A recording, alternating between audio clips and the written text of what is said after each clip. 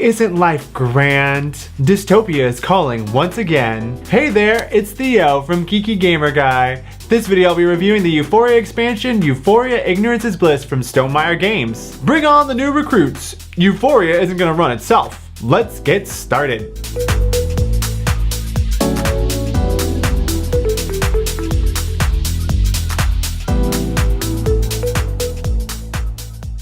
Euphoria Ignorance is Bliss is an expansion for the dice worker placement game Euphoria Build a Better Dystopia.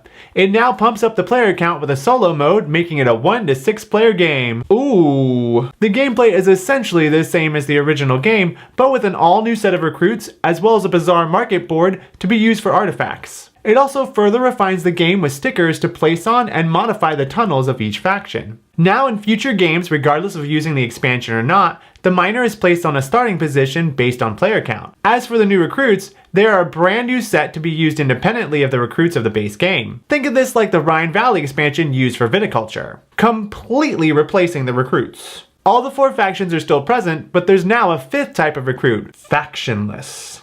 These recruits gain no benefits from the 4 factions on the board, but give the player more powerful effects. Ooh. Because of this, if dealt a factionless recruit, players can only have one, and it must be the active recruit that starts the game. Also, when using the expansion, players can put the Bazaar market in play to allow the purchasing of one of the 4 face-up artifacts for the cost of 1 or 2 resources, or even free. Yeah, I'm gonna need that. Ignorance is Bliss also improves on the 2-player game, allowing for the use of an automata deck to simulate a 4-player game, making things a bit tighter for what the players want to do. The automata deck is also used in solo games, allowing a player to go up against 2 automata to make a 3-player game. Regardless of all the improvements, endgame scoring is still triggered once a player places their last star, winning the game. I really appreciate what the expansion does.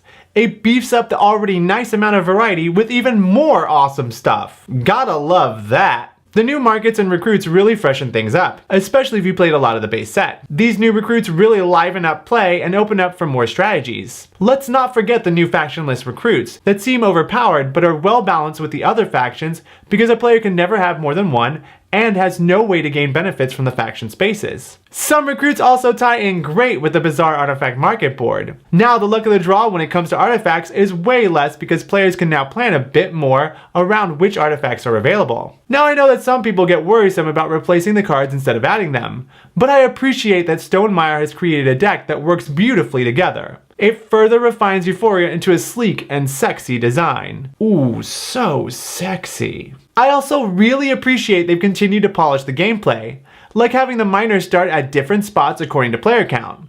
In 2-player games it was rare that all the tunnels were fully excavated, but now it's actually possible. The biggest, most notable feature, for me at least, is that we can now play Euphoria solo. Yes please. I was so happy to see this, but was also worried it would be difficult to do, especially since you always had to play with 2 additional AI players. Well, it worked so seamlessly that all my worries were immediately replaced with overwhelming joy. The cards are built off the clever Scythe AI and improved. Plus, since neither AI collected resources, it made the game a breeze to implement. Using that same automata and 2-player also really enhanced the game, giving smaller player counts a lot more to crunch over. And of course, the art and components seamlessly blend into the already gorgeous art from the base game, with all the new content fitting nicely into my 3rd edition base game box. Lastly, my prayers have been answered and there are now player boards to manage where to put things. Oh, thank you! Also, the knowledge and morale tracks on the board aren't used, but rather each player manages them on their own board.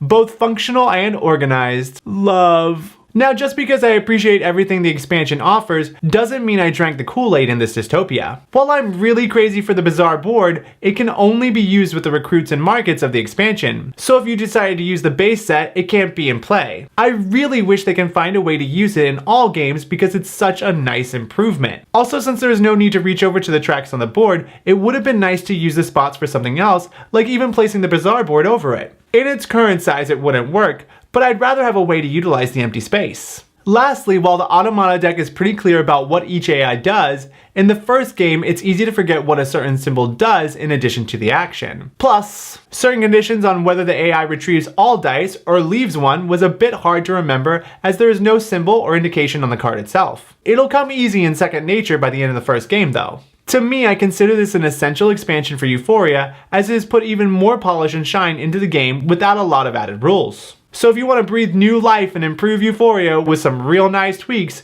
you should check this one out. Do it. That's it. Thanks for watching. If you like this review, tap the like button. Also consider subscribing to the channel. Plus hit the bell to not miss out on future videos. Until next time, stay geeky. Keep gaming. But there's a noun. Automata deck to simulate automata.